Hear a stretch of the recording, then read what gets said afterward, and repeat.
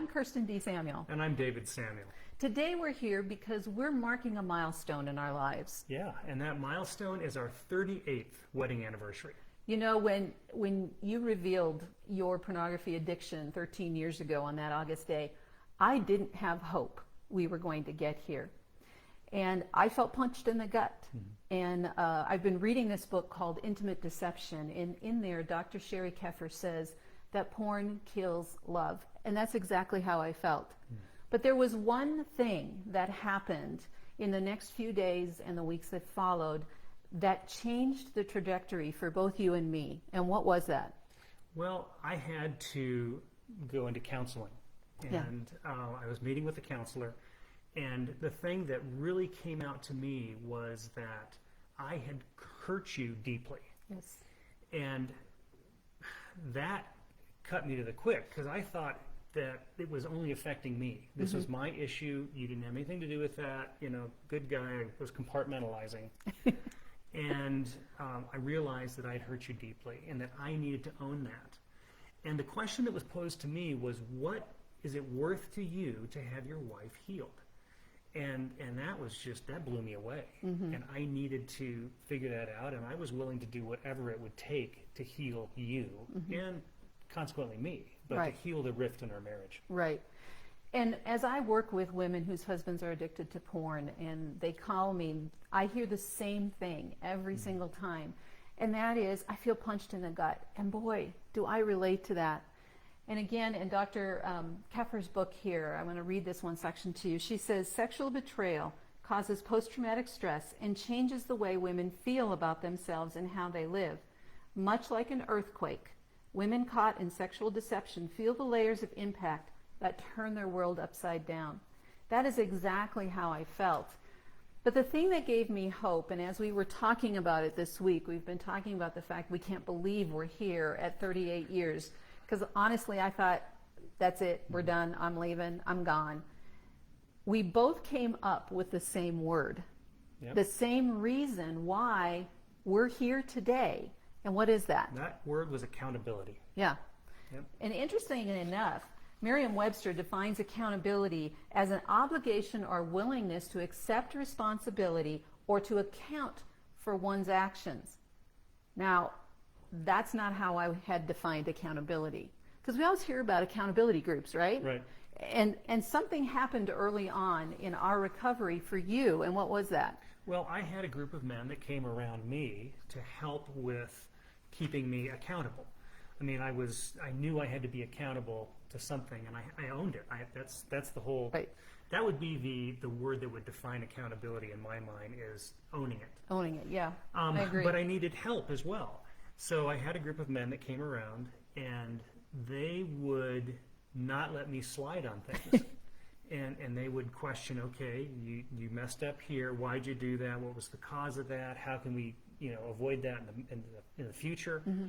And it was brutal for me. I'm sure they had a fun time. But the thing is that they were willing to speak truth into my life. That's the key. They were willing to get in my face and make me feel uncomfortable. And the other part of that is that I allowed them to do that. Right. I could have thrown the towel and said, okay, forget this, we're going to move on, and I don't need this. But I needed to submit to their authority. I needed to listen to them, mm-hmm. and I needed to have them speak into my life and right. work that out. Right. Now, do you think it would be possible to just have any group of friends help you and hold you accountable? What was it about these three guys that was different? Well, the thing is that they were willing to speak truth. If you have just a group of friends that you want to have a good time together, it's not going to be that. Mm-hmm. I mean, yes, we're friends. We're still friends to this day. Right. But they were willing to ask me the hard questions and make me feel uncomfortable and hold my feet to the fire. Right. That's the big thing. That was huge for me, because at this point, as this group started with Dave, I was so angry and I was so wounded that I thought, great, he's got these guys who are going to hold his feet to the fire. And that's it. I'm done. I felt validated in my feelings, and even our counselor validated my feelings when he talked with you and then when he talked with the both of us. And he said, pornography addiction is having an affair. Yeah. You may not be physically doing it, but you have had an affair. And that was exactly how I felt. But what I didn't anticipate happening was that God got a hold of me and he said, no, you have some accountability issues as well. And you have to take some ownership of your own healing and your own progression toward building this marriage back. Now, our marriage is better today than it's ever been. Absolutely. But we're still working on it. That's right. We have to work on it every day. And there are things that still come up every once in a while. When I've listened to and coached with a woman whose husband is addicted to porn and those feelings come back, I get that same gut check. And I'll look at you and I'll think, really, you did this? But I have to make the choice in that moment to trust you again. And that's one of the things about accountability is, we can't pawn that off on anybody else. No one can hold me accountable for my thoughts, my actions, and my words. That all is my responsibility. And I think today, one of the things we're trying to do in a society is we're trying to pawn that off on other people. But that doesn't work because I can't hold him accountable. And I discovered that very early on. The only reason that our marriage is still together today is Jesus Christ. Yeah, absolutely. And it's the relationship that both of us had to build with God. Right. Right? That's right. You talk about the cycle of shame. And what happens in the cycle of shame with your relationship with God? Well, it's destroyed.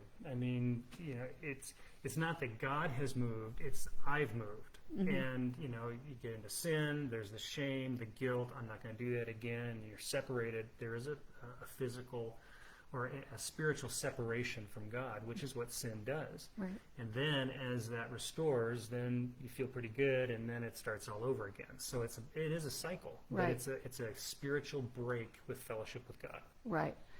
And one of the things that you can, if you want to read more of our story, I'd encourage you to click the link on our website, KirstenDSamuel.com. If you go to resources there, you'll see the link to our book, Choosing a Way Out, When the Bottom Isn't the Bottom. But, it was interesting for us. People ask us all the time, what did you have to do? What changed? And all of that. And as we processed through it, especially the last few weeks, it really is interesting that it did come down to this one thing of accepting responsibility for my actions and Dave accepting responsibility for his actions. Yes, there are things that we needed to work through. There were steps we had to take, and I talk about that in our aftershock recovery program. We go through some of those steps, but every single one of those steps is rooted in the fact that you are accountable for you and for no one else. And until you learn that lesson, you're going to stay stuck. Whether you're the wife, like me, who is wounded, who hurts, who's been betrayed, and there's no trust, or whether you're like you. Right. As I think about the steps that you took to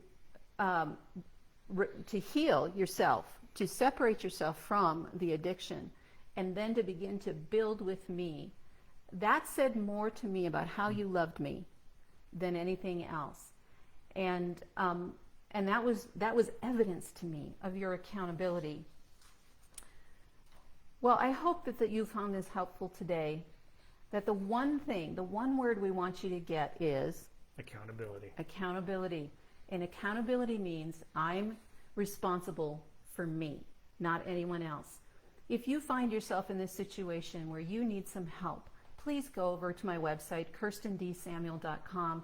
Kirsten is spelled Kirsten, D as in Diane, Samuel.com. Click that big blue button right up there on the top of the page, and let's talk. There is hope to recover. There are steps that we can take together to help you recover. And the first thing we're going to talk about is accountability. Have a great day.